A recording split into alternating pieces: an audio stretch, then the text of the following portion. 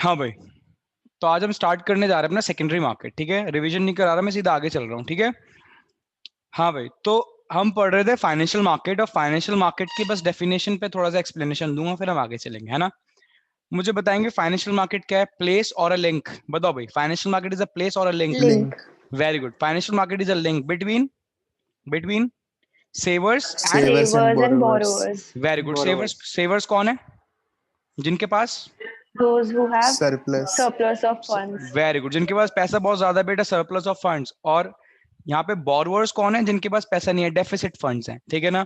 तो financial market कुछ नहीं करता, सेवर्स से लेके पैसा किसको देता है? जिनके पास डेफिसिट फंड्स है ना। तो बेटा financial market is nothing but a link between savers and borrowers, those who have surplus of funds and those who are in need of funds. ठीक है ना। अब ये जो फाइनेंशियल मार्केट है, ये भी दो पार्ट में डिवाइडेड था, बताएंगे? Money market and capital market. दोबारा बोलो, money market and, Capital market. Very good बेटा। कैपिटल। मनी मार्केट कौन सा मार्केट था? Money market, money market, short term Is the funds. market very for good, short-term funds. Very good. Market for short term fund, short term funds का मतलब which are generally up to 1 year, जिनका maturity period 1 साल का होता है। ठीक है। But capital market बेटा वो मार्केट जहां पे medium term and long term funds trade करे जाते हैं, medium term and long term funds trade होते हैं। ठीक है।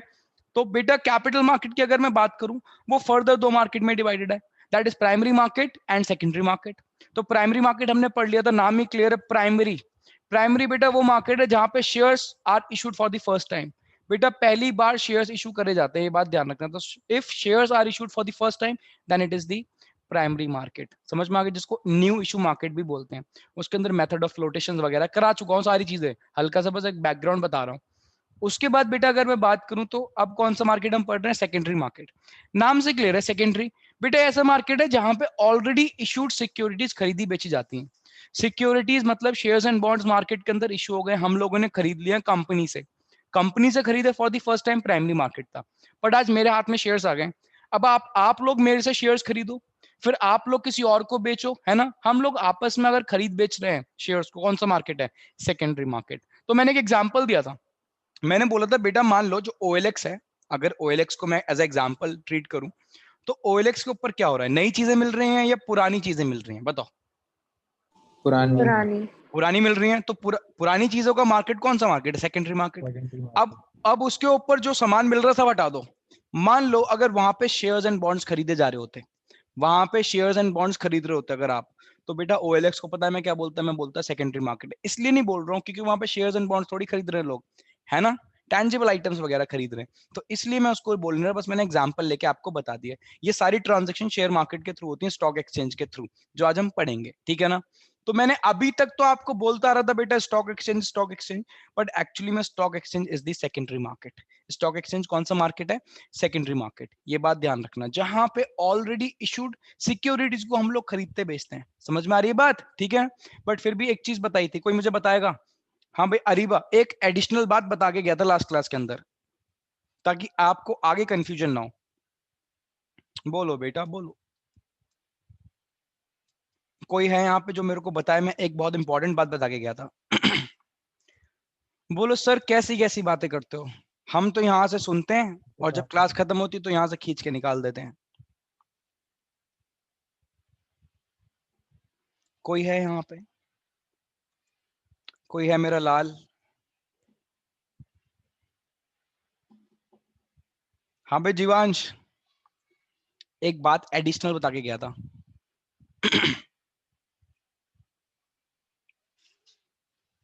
अगर क्लास में शांति करवानी हो तो एक क्वेश्चन पूछ लो बस, आराम से शांति जाती है।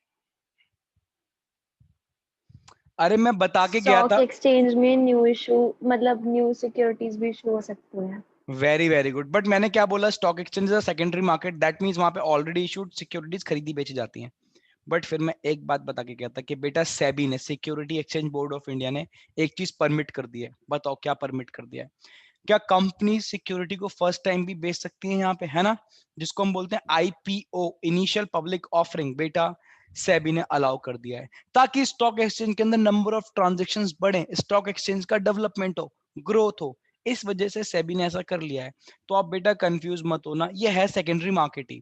बट यहाँ पे इसके डेवलपमेंट के लिए सेबी ने क्या करा है, securities for the first time भी अलाउ कर दिया। अगर कंपनी कोई नई शेयर्स या नई सिक्योरिटीज लेके आना चाह रही है, वो स्टॉक एक्सचेंज के अंदर इशू कर सकते हैं, कोई ऑब्जेक्शन नहीं है। इतनी बात समझ में आ गई, ठीक है ना। अब मैं बहुत टाइम से बोल रहा हूँ stock exchange stock exchange stock exchange. ये स्टॉक एक्सचेंज होता क्या है, देखो सामने मैंने आपको डेफिनेशन लिखवाई है बेटा। स्टॉक एक्सचेंज क्या है, एक ऑर्गेनाइजेशन है। क्या है, ऑर्गेनाइजेशन, ठीक है ना। या मैं बोल सकता हूँ BOI, बताओ भाई क्या बोल रहा हूँ मैं, BOI, बॉडी ऑफ इंडिविजुअल्स। क्या बोल सकता हूँ भाई, बताओ, बॉडी ऑफ इंडिविजुअल्स। मैंने कंपनी नहीं बोला, मैंने पार्टनरशिप फर्म नहीं बोली, मैंने कुछ नहीं बोला, मैं क्या बोल रहा हूँ उसको, BOI, ठीक है ना। Stock exchange is what, BOI। BOI मतलब बॉडी ऑफ इंडिविजुअल्स। लाइक हम लोग क्या है, हम लोग आपस में इंडिविजुअल्स हैं। हम लोगों ने मिलके अगर एक ऑर्गेनाइजेशन बना ली तो उसको मैं क्या बोल रहा हूँ, body of individuals. As a company register नहीं होती, ये बात ध्यान रखना। तो stock exchange is an organization or a body of individuals, whether incorporated or not, but established for the purpose। किस लिए उसको establish करा गया है, उस organization को क्यों बनाया गया है, ताकि वो assist कर सके, help कर सके, रेगुलेट कर सके, कंट्रोल कर सके। किसको बेटा, उन बिजनेसेस को जो किस में डील करते हैं, buying and selling of securities. अब आप बोलोगे सर ये कौन से बिजनेस हैं जिनका काम ही यही है कि वो सिक्योरिटीज को खरीदते हैं बेचते हैं, खरीदते हैं बेचते हैं। बेटा उनका नाम है ब्रोकर्स। क्या नाम है उनका, ब्रोकर्स। और मैंने आपको पहले बताया था बेटा, ब्रोकर्स आप ये मत समझना कोई मैं जैसे हूं, मान लो तो मैं अगर स्टॉक एक्सचेंज के अंदर परचेजिंग कर रहा हूँ, क्या किसी के थ्रू करवा रहा हूँ, तो मैं ब्रोकर हूँ। बेटा ब्रोकर इंडिविजुअल हो सकता है, बट ये इंडिविजुअल्स इतने ग्रो कर चुके हैं, इन्होंने खुद आपस में कंपनीज बना ली है, बहुत बड़ी बड़ी कंपनीज ये काम करती हैं, ठीक है। तो बेटा अब ये कंपनीज बहुत ज्यादा फ्रॉड वगैरह भी करने लगी थी। तो हमें क्या जरूरत था बेटा, एक ऐसे इंस्टीट्यूशन की, एक ऐसे ऑर्गेनाइजेशन की जो इनको कंट्रोल करे। इसके ऊपर भी एक बॉडी है, मैं बताऊंगा उसके बारे में बात करूंगा। बट स्टॉक एक्सचेंज क्या करता है, ऐसे बिजनेसेस को जो क्या करते हैं, जिनका काम ही है सिक्योरिटीज को खरीदना बेचना, उनको कंट्रोल करना, रेगुलेट करना और हेल्प भी करना। ऐसी बात नहीं है कि सिर्फ उनको डांट फटकार रहे हैं, रेगुलेट कर रहे हैं, उनको मदद भी करता है। कौन, स्टॉक एक्सचेंज। कौन, स्टॉक एक्सचेंज। तो बेटा stock exchange nothing but organisation और body of individual, whether incorporated और नॉट, बट एस्टैब्लिश्ड किसके लिए, for the purpose of assisting, regulating, controlling. किसको कर रहे हो, तीन काम, ऑफ द बिजनेसेस जो किसमें डील कर रहे हैं, buying and selling of securities. ऐसे इंस्टीट्यूशन को हम क्या बोलते हैं, बोलो बेटा बोलो, क्या बोलते हैं हम, स्टॉक एक्सचेंज, ठीक है ना। अब मुझे बताओ, यहीं पे क्लियर हो गया डेफिनेशन के अंदर कि ये सेकेंडरी मार्केट है। मुझे एक बात बताओ, ये ब्रोकर्स जो हैं ये क्या करते हैं, सिक्योरिटीज खरीदते बेचते हैं, खरीदते बेचते हैं। आपको मैंने एक बात बताई है, जितनी भी ट्रांजैक्शंस होती हैं, अगर मेरे को शेयर्स खरीदने और बेचने हैं, विदाउट ब्रोकर नहीं कर सकता मैं। It is compulsory, you have to involve a broker in a particular transaction. अगर कोई भी ट्रांजैक्शन करो उसके अंदर ब्रोकर इन्वॉल्व करना पड़ेगा। क्यों बेटा, because it is a secondary market, ठीक है। तो बेटा सेकेंडरी मार्केट ही स्टॉक एक्सचेंज है, जहां पे ऑलरेडी इश्यूड सिक्योरिटीज खरीदी बेची जाती हैं। बट फिर भी कंफ्यूजन ना हो, बता दिया, आईपीओ भी इसके अंदर आ सकता है, ठीक है। डेफिनेशन याद करो, stock exchange is an organisation और a body of individuals, whether incorporated or not, but established for the purpose of assisting, regulating, controlling। किसको, बिजनेसेस को। किस में डील कर रहे हैं, buying and selling of securities के अंदर। समझ रहे हो, हाँ भाई अरीबा, क्लियर स्टॉक एक्सचेंज की डेफिनेशन। Yes, sir. तो stock exchange, what is stock exchange, stock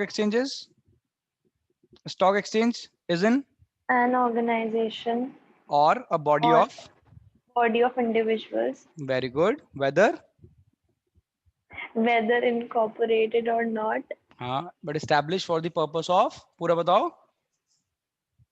established for the purpose of assisting, regulating, and controlling of business of buying and selling securities is known as stock exchange. अच्छा notes हैं आपके पास, मुझे लग रहा है already. ठीक है, हाँ भाई बात समझ में आ गई, क्लियर है जीवांश, क्लियर है शिवम, हाँ भैया। डेफिनेशन क्लियर है, आगे चले। बात है ये याद भी करनी है मेरे साथ ही, मैंने आपको बताया कल नहीं आता कि भैया ने पढ़ा दिया हम कल याद करेंगे, मेरे साथ ही उसी टाइम खत्म कर दो, उसी टाइम पूरा 100% फोकस इधर रखो, उसी टाइम पढ़ के खत्म बात। ये पढ़ने के टाइम में सर एक बार बस बता दीजिए कि आपने क्या समझाया, अभी मैं लेट हो गया थोड़ा। अच्छा बेटा, मैंने सिर्फ स्टॉक एक्सचेंज बताया और स्टॉक एक्सचेंज की डेफिनेशन बताई, और मैंने कुछ नहीं पढ़ाया। मैं सिर्फ स्टॉक एक्सचेंज और सेकेंडरी मार्केट थोड़ा पीछे से रिवीजन कराता हुआ ला रहा हूँ, ठीक है ना।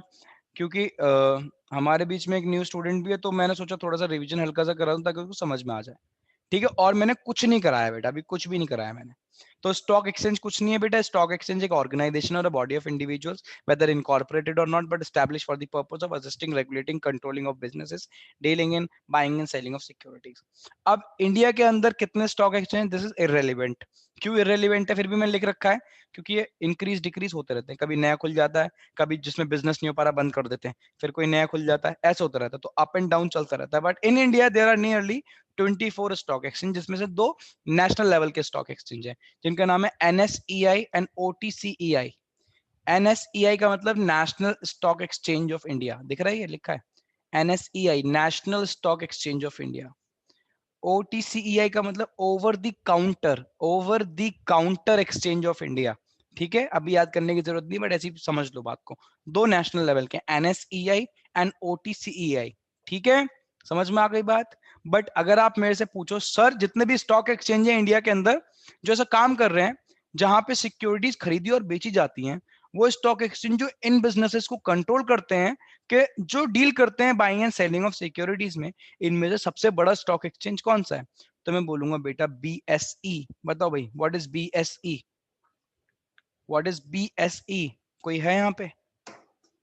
बोलो बेटा बोलो, व्हाट इज BSE? नाम है स्टॉक एक्सचेंज का, और बहुत फेमस स्टॉक एक्सचेंज है, पता है सबको। Bombay Stock Exchange। Very very good, Bombay stock exchange number 1 है। अब आप बोलोगे भैया नंबर 1 क्यों है? बेटा सबसे ज्यादा ट्रांजैक्शन, सबसे ज्यादा टर्नओवर इधर ही होता है। ठीक है, सबसे ज्यादा नंबर ऑफ ट्रांजैक्शन इधर ही करी जाती है। क्लियर है, इतनी बात समझ में आ गई? ठीक है ना, क्लियर? ओके, आगे चले। हाँ भाई अब आप मेरे से पूछो सर ये स्टॉक एक्सचेंज की डेफिनेशन हमें समझ में आ गई, याद भी हो गई हमें, ठीक है, बट ये स्टॉक एक्सचेंज क्या क्या करते हैं? ठीक है, आओ जरा, बहुत इंपॉर्टेंट है बेटे, जो टॉपिक पढ़ाने जा रहा हूँ देखो इसको मैं रेड मार्क कर रहा हूँ। बताओ भाई रेड क्यों मार्क करता हूँ मैं? Very, very important। क्या बात है, ठीक है। तो ये जो हम पढ़ने जा रहे हैं बेटा topic, it is very very important topic, ठीक है ना। फंक्शंस ऑफ स्टॉक एक्सचेंज, तो स्टॉक एक्सचेंज समझ में आ गया, याद हो गई डेफिनेशन, आगे चले। हाँ भाई, पहला इसका फंक्शन है इकोनॉमिक बैरोमीटर। इकोनॉमिक बैरोमीटर, अब आपने बचपन में कभी पढ़ा हो नहीं पढ़ा हो, भाई हमने तो पढ़ा था। बैरोमीटर, कोई मुझे बताएगा what do you mean by barometer, कि बैरोमीटर का मतलब क्या है? हाँ भाई, Weather बैरोमीटर forecasting में help करता है वो। किस चीज में हेल्प करता है बेटा? Weather forecasting। अरे नहीं हाँ वेदर, वही होता है। वेदर से रिलेटेड है बट वेदर फोरकास्टिंग नहीं करता। बैरोमीटर एटमॉस्फेरिक प्रेशर को मेजर करता है, एटमॉस्फेरिक प्रेशर को मेजर करता है, एक डिवाइस होता है। अब आप सोच रहे हो भैया उसका यहाँ पे क्या काम? बेटा उसका काम नहीं है, बस टर्मिनोलॉजी यूज करिए। अब जरा ढंग से सुनना, मैं कह रहा हूँ इसके आगे मैंने एक वर्ड और भी तो लगा रखा है, देखो इकोनॉमिक वर्ड भी तो लगा रखा है ना। अब यहाँ पे अगर मैं बात करूं, जो मेरा स्टॉक एक्सचेंज है वो इकोनॉमिक बैरोमीटर है, मतलब मेरी इकोनॉमी की कंडीशन बताता है बेटा। पल्स है मेरी इकोनॉमी की, पल्स। मुझे एक बात बताओ, जब आप लोग बीमार होते हो किसके पास जाते हो? डॉक्टर के पास जाते हो, तो डॉक्टर आपकी पल्स चेक करता है ना, पल्स चेक करके बताता है कितने बीमार हो क्या हो, है ना।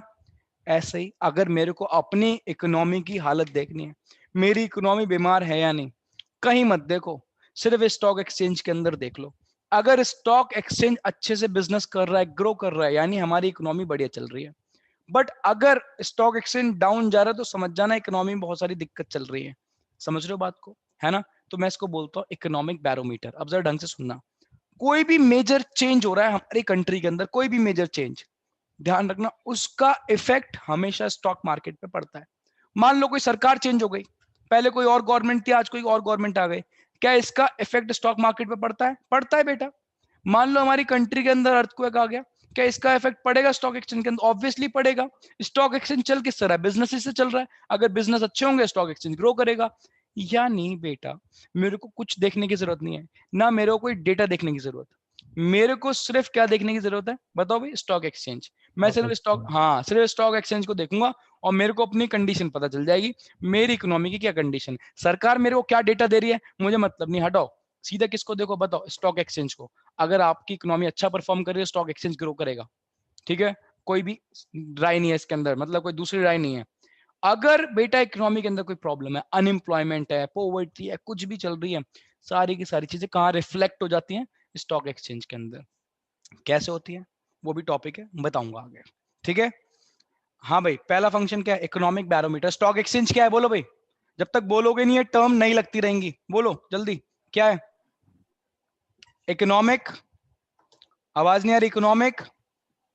barometer, पांच, Barometer. 5 बार बोलो, इकोनॉमिक बैरोमीटर। economic barometer, दो, एक ही बार हुआ है अभी। इकोनॉमिक, economic barometer, बेटा जितना economic बोलोगे, barometer. Very good, economic barometer, economic barometer. जितनी ज्यादा बार बोलोगे फैमिलियर हो जाओगे, ये चीजें पुरानी लगने लगेंगी, और जितनी जल्दी पुरानी हो जाए उतना बढ़िया। जब तक आपको ये नई लगती रहेंगी तब तक याद नहीं होंगी, ये बात ध्यान रखना, ठीक है? अब आओ रीड करते देखो क्या लिखा है बेटा। Stock exchange in an icon is an economic barometer. हाँ भाई बताओ भाई, स्टॉक एक्सचेंज क्या है? Stock exchange is an economic barometer, जो क्या रिफ्लेक्ट करता है, जल्दी जल्दी बोलो। विच reflects the, which reflects the Economic condition, of the country, हमारी कंट्री की country. क्या कंडीशन रिफ्लेक्ट करता है? Economic condition. बेटा क्या हालत है, ठीक है ना? एवरी मेजर चेंज, मैंने वर्ड क्या लिखा है? मेजर। माइनर, माइनर की बात नहीं कर रहा। कोई भी बड़ा चेंज होगा कंट्री के अंदर, कहाँ रिफ्लेक्ट होगा? स्टॉक के प्राइसेस में। ध्यान रखना, शेयर्स के प्राइस अप हो जाते हैं, शेयर के प्राइस डाउन चले जाते हैं। तो every major change in the country is reflected in the price of the shares, ठीक है? अगर शेयर मार्केट बेटा अप जाता है, बूम पीरियड चल रहा है, शेयर मार्केट डाउन जाता है, रिसेशन चल रहा है ना, तो इसको बेटा हम क्या बोल सकते हैं? पल्स ऑफ द इकोनॉमी भी बोलते हैं, जो मैंने पहले आपको बता दिया। बोलो भाई, समझ में आया? ऐसा पूछने से समझ में आया क्या? समझ में आया क्या? हाँ भाई, आगे चलें। हाँ हाँ भैया. भैया. Very very good. इसी बात पे मुझे स्टॉक एक्सचेंज की डेफिनेशन बता दो Jeevansh. It is an organization or body of individuals, whether whether incorporated और not. or corporated, but established for the purpose of assisting, regulating, and controlling of business हाँ, for buying and selling of securities. Very very good. आगे चले। Second बताओ, second function price of the securities. ये सब पता है आपको, आपने पढ़ रखे हैं ये प्राइस ऑफ द सिक्योरिटीज। अब मुझे बताओ, स्टॉक एक्सचेंज एक चीज में और हेल्प करता है बेटा, काम है उसका स्टॉक एक्सचेंज का। क्या काम है? मेरे शेयर्स किस प्राइस पे सेल होंगे, मैं, मेरी कंपनी है अपनी, हैपअप एकेडमी है, ठीक, इसके शेयर्स किस प्राइस पे सेल होंगे, ठीक है? ये कौन डिसाइड करता है? पहली बार तो जब Demand share, and supply. Very good, by the forces of demand. अच्छा फर्स्ट टाइम इशू करूंगा तो मैं डिसाइड करूंगा, है ना? बट एक बार मार्केट में आ गए तो बेटा मेरे हाथ में नहीं है इसके प्राइस। आज किसके किसके हाथ में? Stock exchange. और स्टॉक एक्सचेंज प्राइस डिटरमाइन करता है by the forces of demand and supply. अब मैंने बहुत बार बताया आपको, ये डिमांड और सप्लाई मैच कराने का मतलब क्या होता है बेटा? इसका मतलब होता है बार्गेनिंग, और कुछ मतलब नहीं होता। बार्गेन करना। मैं शेयर्स बेच, मैंने खरीद लिए किसी कंपनी के शेयर्स, मैं बेचना चाह रहा हूँ 500 पर शेयर पे, सामने वाला खरीदना चाह रहा है 450 रुपए पर शेयर पे, मैं तो नहीं दे रहा। डिमांड और सप्लाई मैच नहीं हो रही। मैं सप्लाई करना चाह रहा हूँ 500 पे, वो खरीदना चाह रहा है बताओ कितने में, डिमांड करना चाह रहा है 450 पे। बेटा प्राइस डिटरमाइन नहीं होंगे, ना ट्रांजेक्शन होगी। बट अगर मैंने बोला कि आप खरीद लो जाओ, मैं बेच रहा हूँ 450 पर शेयर पे, तो यानी आज डिमांड और सप्लाई मैच हो गई। किस प्राइस पे? 450 रुपए पर शेयर बेटा। यानी आज मेरे शेयर का प्राइस डिसाइड हो जाएगा, मार्केट में मेरा शेयर बिकेगा कितना? 450 पर शेयर पे। इस तरीके से ये डिमांड और सप्लाई मैच कौन कर रहा है? कोई तो ऑर्गेनाइजेशन होगी जो डिमांड और सप्लाई को, जो डेटा है उसका मैच कर रही है, वो है स्टॉक एक्सचेंज। तो स्टॉक एक्सचेंज ये काम कर रहा है कि डिमांड और सप्लाई को मैच कर रहा है, जिसकी वजह से एक बात हेल्प हो रही है किस चीज में? स्टॉक और सिक्योरिटीज के प्राइस डिटरमाइन करने में। मैं फिर भी बच्चों को एक कंफ्यूजन होती है, मैं छोटी सी एक बात बता दूं आज। बेटा ये जो स्टॉक है, स्टॉक वर्ड लिखा है, इसका मतलब क्या होता है? कोई मुझे बताएगा? क्योंकि आप लोगों ने आज तक मेरे से पूछा ही नहीं। स्टॉक ऐसे, क्योंकि मैं यहाँ पे देखो इस तरीके से शेयर भी तो लिख सकता था, है ना? गलत नहीं होता, है ना? तो ये स्टॉक क्यों लिखा जाता है? What do mean by stock? आप लोग पूछते नहीं हो मेरे से कुछ भी चीजें यार, वो तो मैं खुद ही बताता रहता हूँ अपनी तरफ से सारी चीजें, मुझे लगता है पता होनी चाहिए आप लोगों को। कहना सर तभी तो पढ़ते हैं हम, इसी बात के तो पैसे हैं। नहीं बेटा, गुड्स थोड़ी ना होंगे जीवांश। गुड्स बेच रहे हो क्या शेयर मार्केट के अंदर? अरे वाह, स्टॉक का मतलब क्या होता है? What do you mean by stock?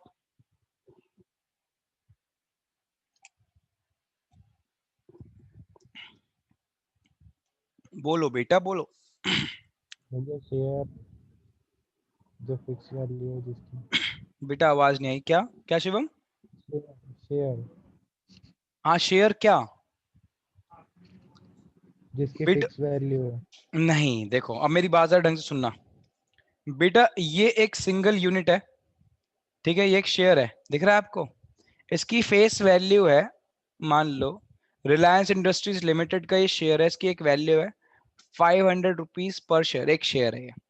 But share market के अंदर ऐसा नहीं होता कि आप लोग पता है क्या खरीदते हो, आप लोग शेयर खरीदते हो। हम लोग शेयर नहीं खरीदते स्टॉक मार्केट के अंदर। स्टॉक मार्केट के अंदर स्टॉक खरीदा जाता है। अब आप सोच रहे हो कि सर ये स्टॉक क्या हो गया? बेटा कुछ नहीं है, शेयर्स ही हैं। बट कंपनी क्या करती है, कंपनी बंडल कर देती है, बंडल।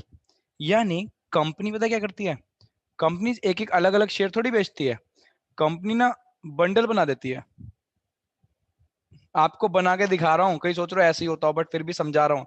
ऐसे नहीं होता, सब इलेक्ट्रॉनिक फॉर्म में होता है।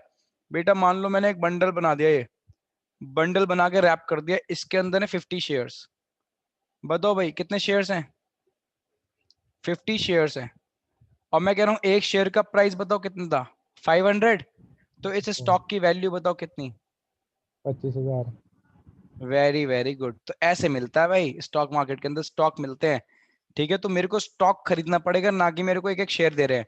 तो इसलिए बेटा इसको हम क्या बोलते हैं, इसको हम स्टॉक मार्केट बोलते हैं। क्या बोलते हैं? Stock market. बता दी मैंने आपको बात, आप लोग पूछते नहीं हो मेरे से, फिर भी बता रहा हूं मैं आपको, ठीक है। तो बंडल ऑफ शेयर्स, शेयर्स के बंडल को जो कर रखे हैं कंपनीज ने, कंपनी शेयर तो नाम से बोल रही है, बट अदरवाइज वो स्टॉक होते हैं, ठीक है। क्लियर है भाई बात? क्या सिंगल सिंगल नहीं बेच सकते? बेटा कोई खरीदता नहीं है ना, आप बहुत ही रेयर ट्रांजैक्शन होती हैं। तो कंपनी जब स्टॉक ही लॉन्च करती है, ठीक है, 100 शेयर्स का स्टॉक, 20 शेयर्स का स्टॉक खरीदना हो खरीद सकते हो, ऐसी कोई प्रॉब्लम नहीं है, एक सिंगल शेयर भी खरीद सकते हो आप तो, ठीक है। बट जनरली अब स्टॉक प्रेफर करते हैं, ऐसा नहीं है कि शेयर नहीं खरीद सकता, मैं खरीद सकता हूँ, शेयर मार्केट भी तो बोलते हैं इसको, है ना। बट स्टॉक मार्केट इसलिए बोलते हैं हम इसको जनरली। ज्यादातर अगर आप मेरे से पूछो सर क्या रेशो है, तो मैं बोलूंगा बेटा 80% ज्यादा जो ट्रांजेक्शन हो रही है वो स्टॉक खरीदे जा रहे हैं। जो बहुत पेटी ट्रांजेक्शन हो रही हैं वो 20% लगभग हो रही होंगी, इस वजह से ऐसा हो रहा है, ठीक है भाई।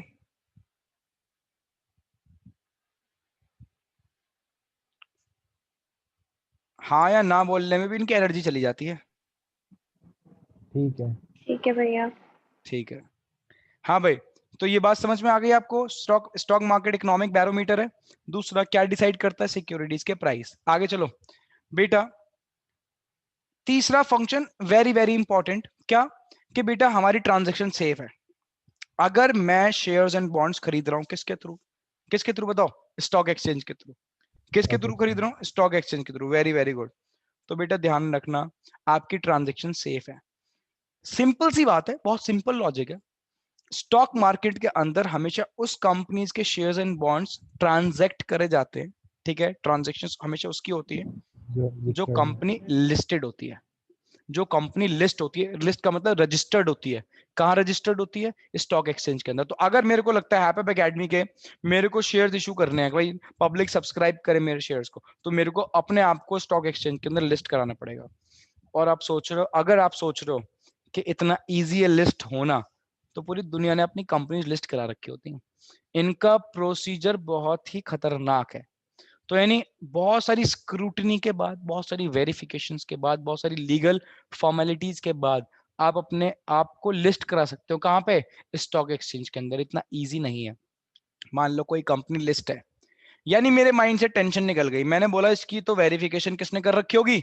स्टॉक एक्सचेंज ने कर रखी होगी, सारी लीगल फॉर्मेलिटीज कर रखी होंगी, तभी तो लिस्ट है। यानी मैं अगर उसके शेयर्स खरीद रहा हूं कंपनी के, तो कहीं भागेगी नहीं वो मेरा पैसा लेके। ये किसने इंश्योर कर रखा है? स्टॉक एक्सचेंज ने, क्योंकि उसने सारी वेरिफिकेशन कर रखी है। तो मेरी जो ट्रांजेक्शन है यार वो सेफ है। किसके थ्रू सेफ है? स्टॉक एक्सचेंज के थ्रू, ठीक है। तो in stock market only listed securities are traded. Listed का मतलब जो कंपनीज रजिस्टर्ड है वहां पे, ठीक है। Therefore stock exchange ensure safety of transactions. As company कब लिस्ट करा जाता है? After a lot of verification and legal formalities, ठीक है। ओके,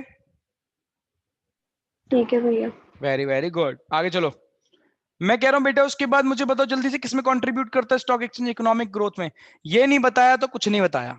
ये नहीं बताया तो कुछ नहीं बताया बेटा आप लोगों ने। पहली बात मैं इकोनॉमिक ग्रोथ का मतलब बता दूं आपको, अभी मैंने पढ़ाया नहीं है, ठीक है ना, क्योंकि ये जो इकोनॉमिक ग्रोथ है वर्ड, ये पूरी इंडियन इकोनॉमी में चलेगा, पूरी इंडियन इकोनॉमी में यही चलना है, economic growth economic growth. Economic growth का मतलब होता है जीडीपी का बढ़ना, बट कौन सा जीडीपी का, रियल जीडीपी का, over a long period of time. ढंग से सुनना, मेरी कंट्री की इकोनॉमिक ग्रोथ तब मानी जाती है कि मेरी कंट्री इकोनॉमिकली ग्रो कब कर रही है, जब हमारी कंट्री का GDP, real GDP over a long period of time grow करता रहता है। ये बात ध्यान रखना, ठीक है, पढ़ाऊंगा सारी बात इंडियन इकोनॉमिक डेवलपमेंट के अंदर पढ़ाऊंगा। मैं कह रहा हूं तो how stock exchange helps in this process, stock exchange कैसे हेल्प करता है इन दिस प्रोसेस। मैं कह रहा हूं कंट्रीब्यूट करता है इकोनॉमिक ग्रोथ को। उसको पढ़ना मत, उसको पढ़ोगे तो कुछ समझ में नहीं आएगा जब तक मैं नहीं समझाऊंगा वो, ठीक है। हाँ भाई, आपको क्या लगता है कैसे कंट्रीब्यूट करता है। देखो पहले इकोनॉमिक ग्रोथ का तो मतलब मैंने बताया जीडीपी का बढ़ना, बट कौन सा जीडीपी की बात कर रहा हूँ, ये कौन सा जीडीपी है बताओ भाई, ये कौन सा जीडीपी है। Real GDP. अच्छा मुझे बताओ रियल जीडीपी कब ग्रो करता है, ये बता दो मुझे, बताओ भाई रियल जीडीपी कब ग्रो करता है। इसलिए बेटा रिवीजन इंपॉर्टेंट है, इसलिए बेटा रिवीजन इंपॉर्टेंट है।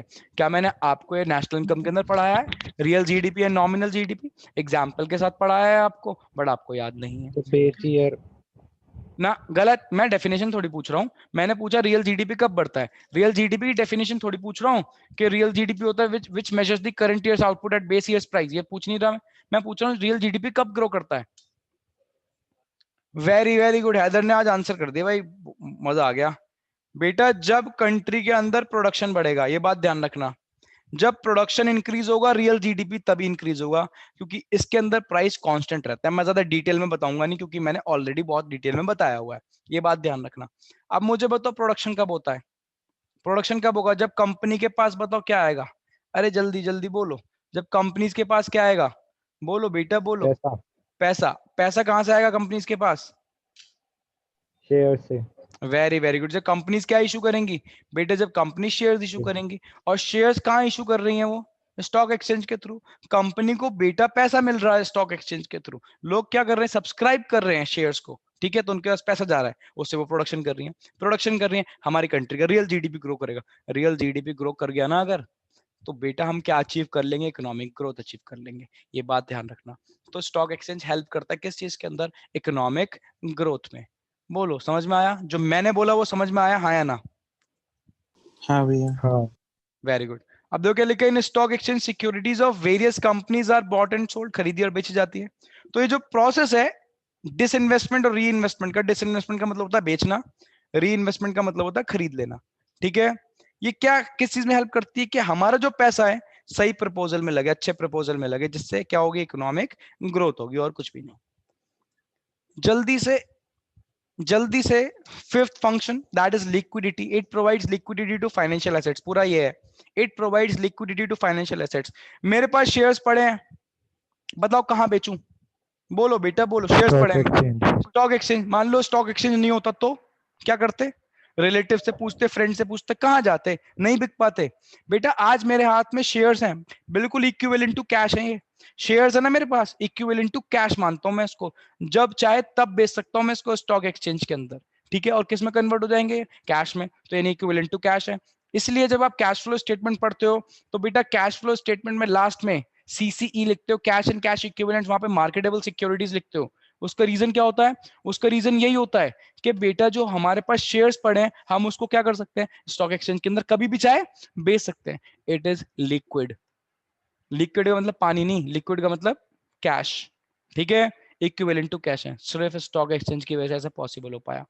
आज मेरे घर में इमरजेंसी आ गई, मैंने पैसा इन्वेस्ट कर रखा शेयर्स के अंदर, मेरे को अभी चाहिए पैसा, कुछ नहीं करना मेरे को, सिर्फ मैं एक बिडिंग प्राइस लगाऊंगा, मैं अपने शेयर्स इतने पे बेचना चाह रहा हूँ, इतनी लंबी लिस्ट आ जाएगी मेरे पास, इतने सारे बायर्स आ जाएंगे, 2 मिनट में जिसको बेच दूं एकदम से मेरे अकाउंट में पैसा आ जाएगा।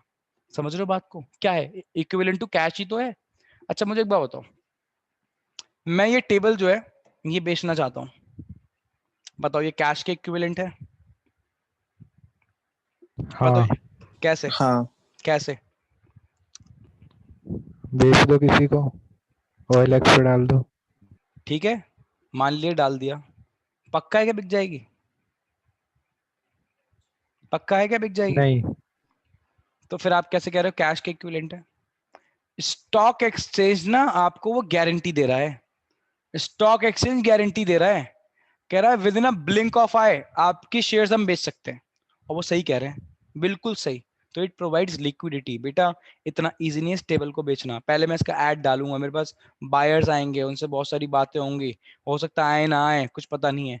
ऐसा नहीं है स्टॉक एक्सचेंज के अंदर, बेटा एन नंबर ऑफ बायर्स हैं, काउंट भी नहीं कर सकते, ठीक है ना। तो बेटा वहां पे वेराइटी है बहुत ज्यादा।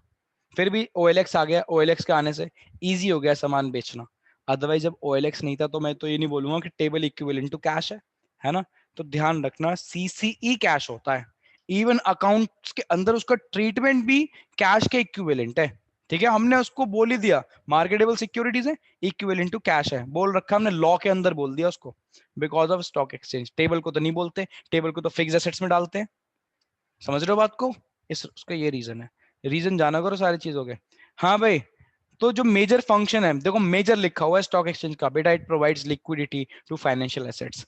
फाइनेंशियल एसेट्स का मतलब शेयर्स एंड बॉन्ड्स, ठीक है। लास्ट बात बहुत ही important, last but not the least, promotes the habit of savings and investment. Stock exchange जब से आया है तो हमारी कंट्री के अंदर एक हैबिट डेवलप हो गई है सेविंग्स की और इन्वेस्टमेंट की, वरना अदरवाइज नहीं थी। हम लोग क्या करते थे, इंडिया के अंदर हैबिट है गोल्ड खरीद के रख लिया, सोना खरीद लिया, खरीदते नहीं खरीदते बताओ, हाँ या ना में जवाब दो। इन्वेस्टमेंट करते हैं तो सोना खरीद लेते हैं लोग, गोल्ड खरीद लेते हैं, है ना। माना फॉर इन्वेस्टमेंट पर्पस अच्छा है gold, but economic point of view से मैं देखूं ना तो उससे बेकार इन्वेस्टमेंट नहीं है। क्यों? मुझे एक बात बताओ, जब आपने सोने में पैसा लगाया है, गोल्ड में, गोल्ड खरीद के घर में रख लिया, वो क्या प्रोडक्शन कर रहा है मुझे ये बता दो गोल्ड? नहीं, कुछ नहीं कर नहीं, रहा, ठीक है। अब जरा सुनना, मैंने गोल्ड नहीं खरीदा, वो पैसा मैंने किसी कंपनी को दे दिया, कंपनी क्या कर रही है उससे? प्रोडक्शन। कर रही है प्रोडक्शन, है ना। इवन मेरे को रिटर्न भी दे रही है, डिविडेंड भी आता है, शेयर्स के प्राइस भी बढ़ते हैं, मेरे को और फायदा हो रहा है ना। तो बेटा ये जो सेविंग और इन्वेस्टमेंट की अच्छी हैबिट है ना, वो कहाँ से? ये स्टॉक एक्सचेंज के थ्रू आई है। तो हमारी कंट्री के अंदर प्रमोट कर रहा है स्टॉक एक्सचेंज क्या? सेविंग और इन्वेस्टमेंट की हैबिट। बेटा कोशिश करा करो, मेरे साथ थोड़ा प्रैक्टिकल होके पढ़ा करो, रटने की जरूरत तो कभी पड़ेगी नहीं आप लोगों को, ये मैं गारंटी ले रहा हूँ, ठीक है। समझ में आ गई बात? What is a stock exchange? Stock exchange is an organization or body of individuals, whether incorporated or not, but established for the purpose of assisting, regulating, and controlling the business, dealing in buying and selling of securities. ठीक है। सबसे बड़ा stock exchange BSE, Bombay stock exchange of country India. चले भाई आगे। हाँ भैया।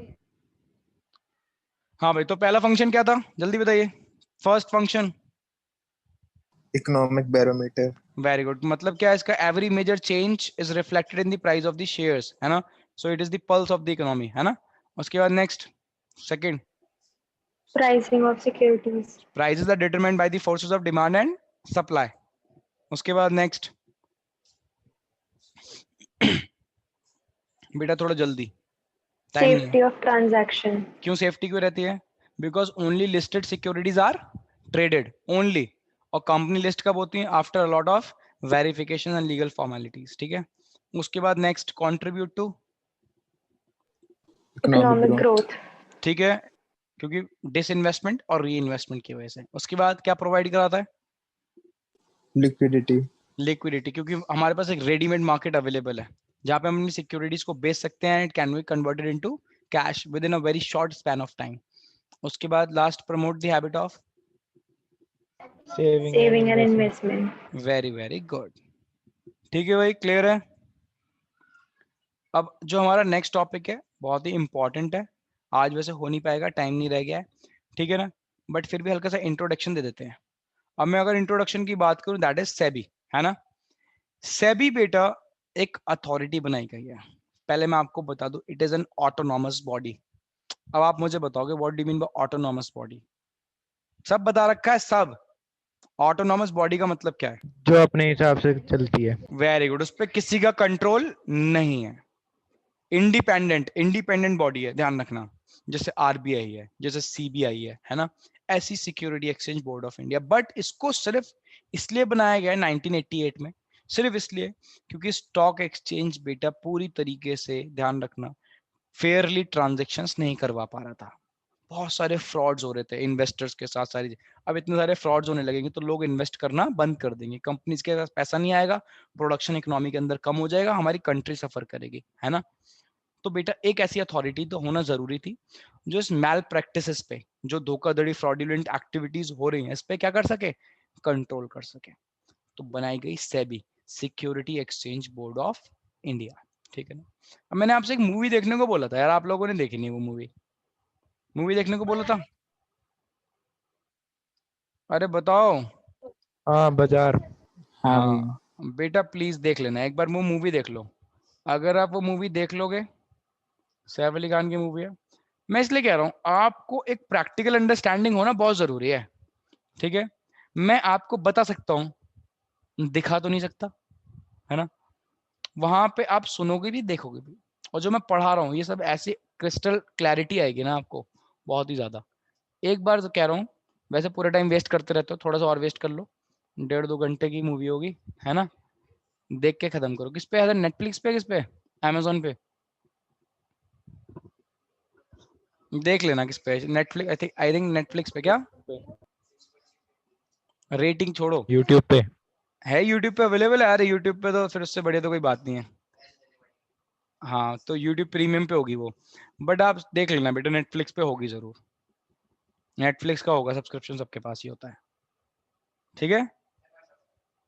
चलो बाय, मिलते हैं नेक्स्ट क्लास के अंदर, स्टार्ट करेंगे 15-20 मिनट बाद Indian economy. Bye, see you.